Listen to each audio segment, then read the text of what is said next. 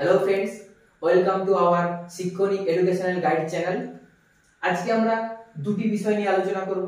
এক হলো জীবাশ্ম বা ফসিল কাকে বলে, অপরটি হলো জীবন্ত জীবাশ্ম কাকে বলে।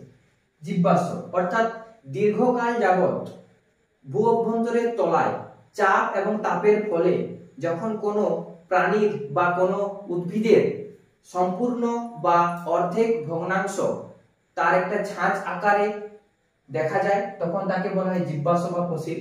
তার তো অনেক উদাহরণ আছে। এবং জীবন্ত জীবাশ্ম, নামটা শুনেই মনে হচ্ছে না যে জীবাশ্ম আবার জীবন্ত, ঠিক এরকমই অনেকটা।